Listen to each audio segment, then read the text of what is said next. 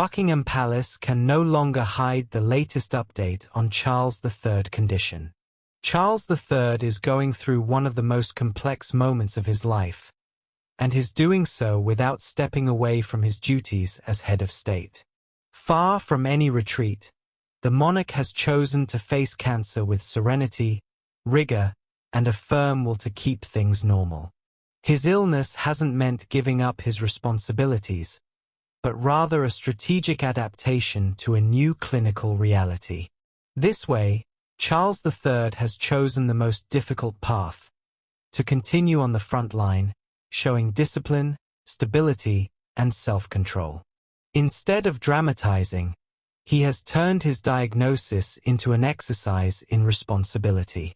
He is projecting an image of resilience that aims to reinforce the legitimacy of his reign at a decisive stage for the British monarchy.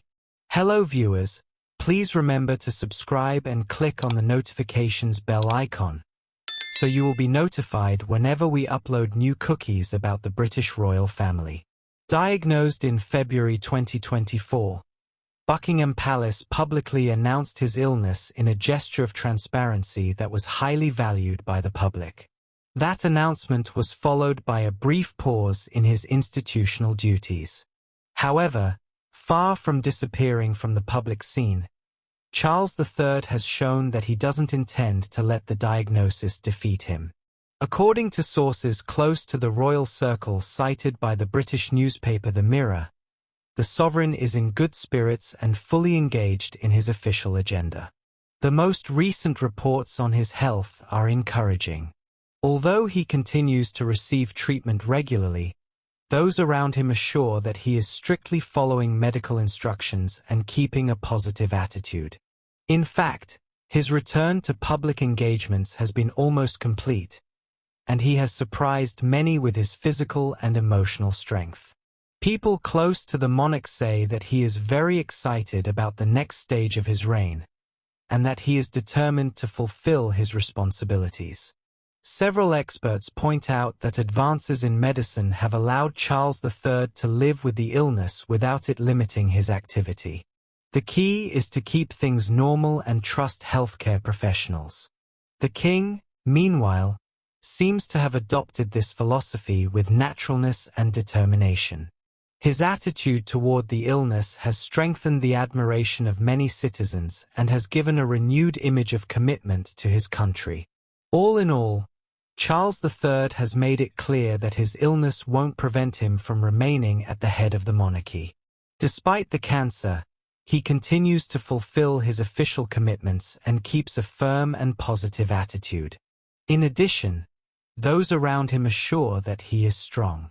The secret behind King Charles and Queen Camilla's 20-year-long marriage revealed. Royal insiders have revealed the secret to King Charles and Queen Camilla's 20-year-long marriage, which has endured a tumultuous start. The late Queen once likened the couple's long relationship to the Grand National, telling guests at their wedding in Windsor how they had overcome Besha's Brook and all kinds of other terrible obstacles, before giving her blessing to the union in public. Charles delayed his wedding to Camilla by 1 day out of respect so he could attend the funeral of Pope John Paul II. The couple married the following day, April 9, 2005, and now the monarch and his wife will mark the occasion with a lavish banquet in Rome, Italy. It appears the key to their marriage lies in a simple truth: they have known each other for a long time.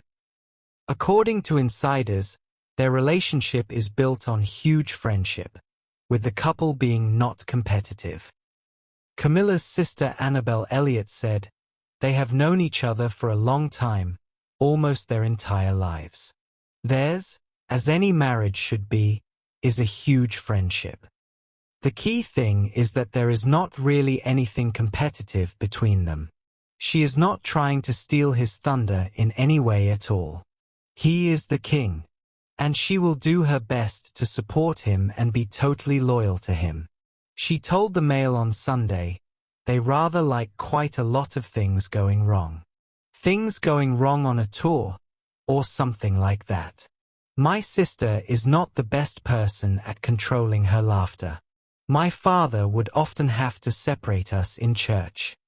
I like being part of their postmortems afterwards, and my sister, which is quite a thing that is known to all our family, is quite prone to exaggeration. And so the story often gets better and better, and the king will, fondly, interject, "I'm not sure it's quite like that, darling." I would almost say it's the biggest gift she has given him. The humor. It's been such a bond between them. And even if they argue, they will always laugh. They both have their different views. And they will have a very good argument. The Mail spoke to other sources who claimed that another secret to their longevity was their quaintly old-fashioned, aristocratic way of spending significant period apart. Adding that sparks still fly and that he is always entertaining her, making her laugh as they wait to go out in public, she rolling her eyes and letting him get on with it. And then you see them in these moments together when they are so tactile and affectionate. You think, gosh, I didn't expect that. Their love is still very much alive. King Charles and Queen Camilla drank in Duke of York pub where Gerry Adams used to work.